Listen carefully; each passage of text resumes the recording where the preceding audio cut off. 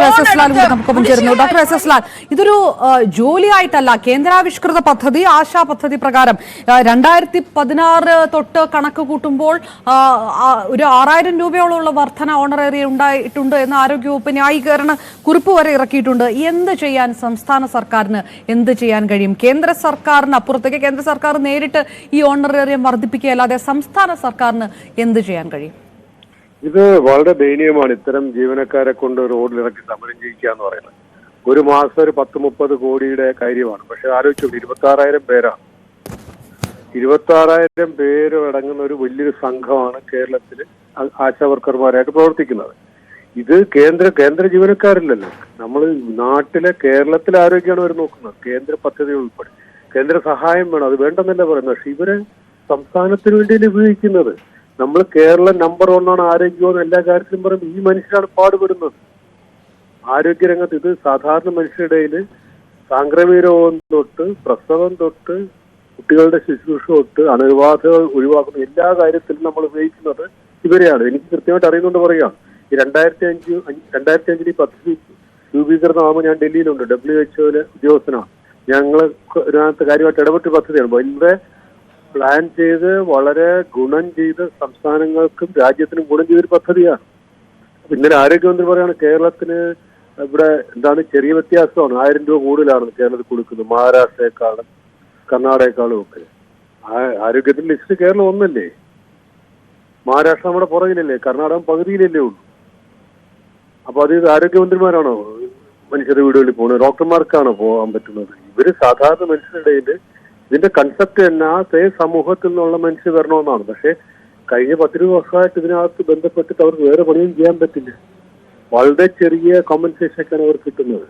മനുഷ്യരുടെ പ്രവർത്തിക്കുക, രോഗങ്ങളുടെ പ്രവർത്തിക്കുന്നവരാണ്, വെയിൽ കൊള്ളുന്നവരാണ്. ഈ ആർമിയാണ് ഇത്. നമ്മുടെ ഏറ്റവും മുന്നിലുള്ള ആർമിയാണ് ആരോഗ്യ വകുപ്പിന്റെ. എന്ത് രോഗം വന്നാലും ഇവരെയാണ് അന്വേഷിക്കുന്നത്. ഉത്തരവാദിത്വം ഇവർക്കാണ്. അപ്പൊ അതൊരു വലിയൊരു സൈന്യമാണ്. 26,000 പേരെന്നുള്ള ചെറിയ കാര്യമല്ല. ഒരു മാസം 10-30 കോടിയാണ്. 10,000 കോടിയാണ് ആരോഗ്യത്തിന്റെ ബജറ്റ്. ഒരു വർഷം 100-300 കോടിയുടെയാണ് ഈ പറയുന്ന മുഴുവൻ. പക്ഷെ ഇവരിലാണ് മുഴുവൻ കാര്യങ്ങൾ നമ്മൾ ഏൽപ്പിക്കുന്നത്, പ്രത്യേകിച്ച് ഗ്രാമങ്ങളിൽ. അപ്പൊ അതൊരു മിസ്മാനേജ്മെന്റാണ്. അതിനകത്ത് കേന്ദ്ര ഗവൺമെന്റ് വരുന്നവരെ നമുക്കിവിടെ ആളുകളുടെ അസുഖം വേണ്ടത്. ഇന്ന് എനിക്കൊരു നമ്മള് പല കാര്യങ്ങൾ ഇപ്പൊ ക്ഷയരോഗം പോലുള്ള അസുഖങ്ങൾ ഒരുപാട് കാര്യത്തിൽ ദിവസവും മരുന്ന് മനുഷ്യരെ കൊണ്ട് കഴിപ്പിക്കുന്നതിൽ പോലും ഇവർക്ക് ഉത്തരവാദിത്വമുണ്ട്. ഇവരെല്ലാം കൊണ്ട് സെക്രട്ടറിനെ മുൻനിർത്തി സമരം ചെയ്യിച്ചു കഴിഞ്ഞാൽ പക്ഷേ ഡോക്ടർ എസ് എസ് ലാൽ, പക്ഷെ സംസ്ഥാന സർക്കാർ പറയുന്നത് ഇപ്പൊ 2016 തൊട്ട് 2025 വരെ ഈ 9 വർഷം കൊണ്ട് ഉണ്ടായിട്ടുള്ള വർധന എന്ന് പറയുന്നത് 7 മടങ്ങ്, അത്രയും മടങ്ങ് വർധന ഇതിനകത്ത് ഉണ്ടായിട്ടുണ്ട് എന്ന് പറയുന്നു. പിന്നെ ഈ പറയുന്നത് പോലെ തന്നെ 13,200 രൂപ വരെ ടെലിഫോൺ അലവൻസ് വരെ കൊടുക്കുന്നു. ഈ 60-40 എന്നൊരു കണക്കിലാണല്ലോ ഇത് പോകുന്നത്. അപ്പോൾ സ്വാഭാവികമായിട്ടും 60 എന്ന് പറയുന്നത് കേന്ദ്രത്തിന്റെ വിഹിതമാണ്. അപ്പൊ കേന്ദ്രം ഇതിനകത്ത് കാര്യങ്ങൾ നേരിട്ട് ഒരു തീരുമാനം എടുക്കേണ്ടതല്ലേ? സംസ്ഥാന സർക്കാരിന് നേരിട്ട് ഇതിനകത്ത് എന്ത് ഇനിഷ്യേറ്റീവാണ് ചെയ്യാൻ കഴിയുക? അല്ലല്ലേ, സംസ്ഥാന സർക്കാർ ഉത്തരവാദിത്വമില്ലേ? ഞാൻ പറഞ്ഞ തുടക്കത്തിൽ സംസ്ഥാനത്തെ ജനങ്ങളാണ് സംസ്ഥാന ജീവനക്കാരാണ്. കേന്ദ്ര വീതം ചോദിച്ചു വാങ്ങണം, അത് സർക്കാരിന്റെ ഉത്തരവാദിത്തം. നമ്മള് അച്ഛൻ പൈസ എന്നില്ലാന്ന് ഒരു അമ്മ ഭക്ഷണം കൊടുക്കായിരിക്കും. ഒരു അമ്മയുടെ ഉത്തരവാദിത്തമാണ് സർക്കാരിന്, സംസ്ഥാന സർക്കാരിന്. അപ്പോൾ അത് നമ്മുടെ ഇവിടുത്തെ സ്റ്റാഫിന്റെ ഇവിടുത്തെ ജനങ്ങളുടെ ആരോഗ്യമാണ്. അതിന് പകരം വഴി സംസ്ഥാന സർക്കാരിനെ കേന്ദ്ര സർക്കാരിനെ ചോദിച്ചു വാങ്ങണം. പക്ഷെ അത് തരാത്തോണ്ട് അവർ കൊടുക്കില്ല എന്ന് പറയാൻ പറ്റൂ. അപ്പൊ അവിടെയാണ് ഈ മിസ്മാനേജ്മെന്റ് ആണ് പ്രശ്നം. നമ്മുടെ അനുപാതമൊന്നും ഇവിടുത്തെ ക്ഷയരോഗ അണുവിന്റെ അടുത്തോ കുഷ്ഠരോഗ അണുവിന്റെ അടുത്തോ വയറിളക്കത്തിനോട് സംസ്ഥാനത്ത് പറഞ്ഞൊരു കാര്യമുണ്ട്. രോഗമാണ് നിൽക്കുക. സംസ്ഥാനത്തിന്റെ കയ്യിൽ പൈസ ഇല്ലെന്നോ അല്ലെങ്കിൽ കേന്ദ്രത്തിന് പൈസ പതുക്കെ തരുമെന്ന് പറഞ്ഞാൽ രോഗാണുവിന് മനസ്സിലാവും. ഗർഭിണികളുടെ വയറ്റിനകത്തോടെ കുഞ്ഞുങ്ങൾക്ക് മനസ്സിലാവും. ഇത് മാനേജ്മെന്റ് പ്രശ്നമാണ്. ഇത് കെടുകാര്യസ്ഥതയാണ്. എന്താണ് ഈ കൊടുക്കുന്ന ഒരു മാസം 7,000 രൂപ ആണ് ഓണറേറിയം. ഇവിടെ കിളയ്ക്കാൻ പോകുന്നതിന് ഒരു ദിവസം 10,000 രൂപ കിട്ടില്ല. 7 ദിവസം കളിക്കുന്ന പൈസ കിട്ടുന്നത് അവർക്ക്. ഈ പാവങ്ങൾക്ക് വിദ്യാഭ്യാസം ചെയ്തവരും നല്ല വിദ്യാഭ്യാസം ചെയ്തവരും ഇതിനകത്തുണ്ട്. അതായത് ഡോക്ടർ എസ് എസ് ലാൽ, ഇതിപ്പോ ഇൻസെന്റീവ്സ് വർധനവുണ്ടാകണം. കേന്ദ്ര സർക്കാരിനോട് അഭ്യർത്ഥിച്ചുകൊണ്ട് 2 ആഴ്ചക്കുള്ളിൽ ഇതിലൊരു തീരുമാനം ഉണ്ടാകും, അനുകൂലമായ തീരുമാനമാണ് പ്രതീക്ഷിക്കുന്നതെന്ന് ആരോഗ്യ വകുപ്പ് മന്ത്രി പറയുന്നു. അതിന് പകരം അങ്ങനെ കേന്ദ്രത്തിന്റെ സഹായം കാത്തു നിൽക്കുന്നതിന് പകരം നേരിട്ട് തന്നെ സംസ്ഥാന സർക്കാരിന് ഈ വിഷയം കൈകാര്യം ചെയ്യാം. പക്ഷേ സാമ്പത്തിക പ്രതിസന്ധി എന്നൊരു വിഷയം സംസ്ഥാന സർക്കാർ പറയുകയും ചെയ്യുന്നു. സർക്കാർ അങ്ങനെ കൈമലർത്തുന്ന ഒരു സാഹചര്യം ഇവരുടെ മുന്നിൽ ഉണ്ടാകുന്നു എന്നാണ് പറയപ്പെടും. അതിനകത്ത് സംസ്ഥാന സർക്കാർ മൊത്തം പറയേണ്ടതാണ്.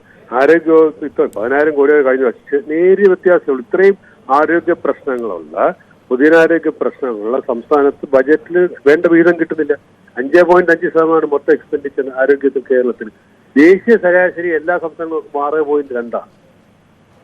അപ്പൊ ആരോഗ്യം നീക്കിവെക്കുന്നതേ കുറവാണ്. അല്ല, അതിൽ പറയുന്നത് എല്ലാ ബജറ്റിലും എങ്ങനെയാണ് പ്രതീക്ഷിക്കുക? ഒട്ടുമിക്ക ബജറ്റുകളിലും ഇത് പ്രഖ്യാപിച്ചിരുന്നു. അങ്ങനെ എല്ലാ ബജറ്റിലും പ്രഖ്യാപിക്കാൻ കഴിയുമോ എന്നാണ് ചോദ്യം. തീർച്ചയായിട്ടും അതിനാണല്ലോ ബജറ്റ്, അല്ലെങ്കിൽ സംസ്ഥാന ബജറ്റിന്റെ ആവശ്യമില്ല.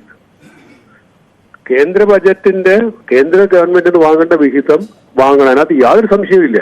പക്ഷെ ഉത്തരവാദിത്വം സംസ്ഥാന ജനങ്ങൾ, കേന്ദ്ര ഗവൺമെന്റിന്റെ ജനങ്ങളാണ് അവിടെ ജീവിക്കുന്നത്. സംസ്ഥാനത്തിന്റെ ജനങ്ങളല്ലേ, രാജ്യത്തിന്റെ ജനങ്ങളും സംസ്ഥാനത്തിന്റെ ആൾക്കാരല്ലേ നമ്മള്.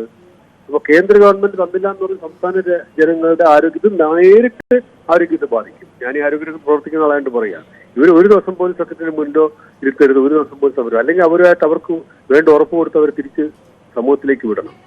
ഇത് ധനകാര്യമന്ത്രി, ആരോഗ്യമന്ത്രിക്കെതിരെ രാഷ്ട്രീയം പറയാൻ തുടങ്ങിയ കഷ്ടമാണ്. ഇവർക്കെന്ത് രാഷ്ട്രീയമാണ് സമൂഹത്തിൽ നിന്ന് വരുന്ന ആരോഗ്യ പ്രവർത്തകർക്ക്? അത് രാഷ്ട്രീയത്തിലേക്ക് കൊണ്ട് എത്തിക്കുകയും ചെയ്യരുത്.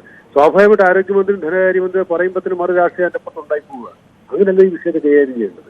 അവരോട് പറഞ്ഞു മനസ്സിലാക്കി ഈ സ്ത്രീകൾ എത്രയും പെട്ടെന്ന് ഗ്രാമങ്ങളിലേക്ക് തിരിച്ചു ചെല്ലണം. കേരളത്തിന്റെ ആരോഗ്യം നമ്പർ 1 എന്ന് പറയുന്ന വീമ്പും കൂടെ ഇല്ലാതായിപ്പോയി. പ്രശ്നങ്ങൾ ഇപ്പൊ തന്നെ ഞാൻ പറഞ്ഞത്, ആരോഗ്യരംഗത്ത് ഇൻവെസ്റ്റ് ചെയ്യുന്നത് സംസ്ഥാനം കേരളത്തിൽ കുറവാണ്. നടത്തിപ്പിലും പരാജയം വരികയാണ്. അപ്പൊ പണം ഇറക്കുന്നത് കുറവ്, അത് നടത്തിപ്പിൽ കുറവ്, പരാജയങ്ങൾ. ഈ 7,000 രൂപ എന്ന് പറഞ്ഞാൽ ഒരാളാലോചിച്ച് ഒരു സ്ത്രീക്ക് 7,000 രൂപ ഉണ്ട്. എന്ത് പിന്നെ ഇൻസെന്റീവ് കിട്ടുന്ന പറഞ്ഞാൽ അവർ ജോലി ചെയ്താണ് കിട്ടുന്നത്. അവർ ഈ പറയുന്നത് ഞാനും ഫോണിൽ കേൾക്കണം. നമ്മൾ ഈ സ്കീം തുടങ്ങിയപ്പോൾ തൊട്ടേ അറിയുന്ന ഒരാളാണ്. അപ്പൊ ഇത് വേറെ വരുമാന മാർഗങ്ങളില്ല. ഇതിനകത്ത് ഇടപെട്ട് കഴിഞ്ഞവർക്ക് സ്വന്തം സമൂഹത്തിലാണ്, അല്ലെങ്കിൽ മുങ്ങിപ്പോകുന്നവർ കാണും, തീവെടുത്ത് പോകും. ഇവരെവിടെ പോവും? അവരവരെ സമൂഹത്തിൽ ജീവിക്കുന്ന ആരോഗ്യ പ്രശ്നം ഇടപെടുന്നവരാണ്. അവർക്ക് വേറെ സ്ഥലത്ത് പോകാനില്ല. ഇതിങ്ങനെയല്ല കണ്ട് 26,000. ഡോക്ടർ എസ് ലാൽ, ആരോഗ്യ വിദഗ്ധൻ എന്ന രീതിയിൽ താങ്കൾ ഇക്കാര്യം പറയുമ്പോൾ ഒറ്റ കാര്യം കൂടി, ധനമന്ത്രിയുടെ ഒരു ആരോപണം അവിടെ നിൽക്കുന്നത് കൊണ്ടാണ് കോൺഗ്രസ് ഏതെങ്കിലും തരത്തിലുള്ള ഒരു പിന്തുണ ഈ സമരത്തിന് നൽകുന്നുണ്ടോ? എന്റെ അറിവിലില്ല. ആരോഗ്യരംഗത്തെ കാര്യങ്ങൾ ഞാനാണ് പലതും കോർഡിനേറ്റ്. എന്റെ അറിയാം, എനിക്ക് അങ്ങനത്തെ ആത്മാർത്ഥമായിട്ട് പറയാം. ഇനി ഏതെങ്കിലും കോൺഗ്രസ്, ഇപ്പൊ ഈ 26,000 പേര് 10 പേര് കോൺഗ്രസ് ആയിരിക്കും. അങ്ങനെയാണല്ലോ കേരളത്തിൽ. സ്ത്രീകളിൽ 10 പേര് കോൺഗ്രസ് പശ്ചാത്തലമുള്ളവർ, അങ്ങനെ വല്ലതും ഉണ്ടെന്നല്ലാതെ ഇതുവരെ കോൺഗ്രസ്, ഞാനത് എന്റെ അറിവിൽ കോൺഗ്രസിനകത്തൊരു ചർച്ച. ഇനി പക്ഷെ പ്രശ്നം വരും. കാരണം മനുഷ്യരുടെ പ്രശ്നം വരും, കോൺഗ്രസ് പാർട്ടിക്ക് ഇടപെടാതിരിക്കാൻ പറ്റും. മനുഷ്യരുടെ പ്രശ്നമാണ്, കേരളത്തിൽ ആരോഗ്യരംഗത്തെ പ്രശ്നമാണ്. അതുകൊണ്ടാണ് ഈ ഇടപെടൽ, ഇന്നത്തെ ഇടപെടലിന് പോലും കേരളത്തിലെ ജനങ്ങളുടെ ആരോഗ്യത്തിന് മുൻനിർത്തിയിട്ടുള്ള ഇടപെടലാണ്. അങ്ങനെ പറയുന്നത് തെറ്റില്ല. 26,000 പേര്. തീർച്ചയായിട്ടും വളരെയധികം നന്ദി ഡോക്ടർ എസ് ലാൽ. ഇതിൽ കോൺഗ്രസ് ഇതിനകത്ത് ഇതുവരെ ഒരു പ്രത്യക്ഷ പിന്തുണ നൽകുന്ന ഘട്ടത്തിലേക്ക് കാര്യങ്ങൾ പോയിട്ടില്ല എന്നുകൂടി ഡോക്ടർ എസ് ലാൽ, ആരോഗ്യ വിദഗ്ധനും കൂടിയായിട്ടുള്ള അദ്ദേഹം പറയുമ്പോൾ, ഇപ്പോൾ ആരോഗ്യ പ്രവർത്തക മിനി മോഹൻ ചേരുന്നു. മിനി മോഹൻ, ഇത് കേന്ദ്ര സർക്കാർ തീരുമാനിക്കേണ്ട കാര്യമാണ്. ഇതൊരു കേന്ദ്രാവിഷ്കൃത പദ്ധതിയാണ്, ഒരു ജോലിയല്ല. അതിൽ മറ്റേത് സംസ്ഥാനം നൽകുന്നതിനേക്കാൾ ഓണറേറിയം നൽകുന്നു. ഇതിനപ്പുറം എന്ത് ചെയ്യാൻ കഴിയും എന്ന് സംസ്ഥാന സർക്കാർ ചോദിക്കുന്നത് ഒരു സാമ്പത്തിക പ്രതിസന്ധിയൊക്കെ മുന്നിൽ വെച്ചുകൊണ്ടാണ്. ആ വാദങ്ങൾ പരിപൂർണമായിട്ടും തള്ളിക്കളയേണ്ട ഒന്നാണോ? ഇത് വാദപ്രതിവാദങ്ങൾ എന്ന് പറയുന്നതിനേക്കാൾ എല്ലാ സ്കീം ബേസ്ഡ് ആയിട്ടുള്ള പ്രോജക്റ്റുകളിലും വരുന്ന അപജയമാണിത്. ആക്ച്വലി പലപ്പോഴും അതിനകത്തുള്ള റിസോഴ്സസ് എന്ന് പറയുന്ന, ഹ്യൂമൻ റിസോഴ്സസ് എന്ന് പറയുന്നത്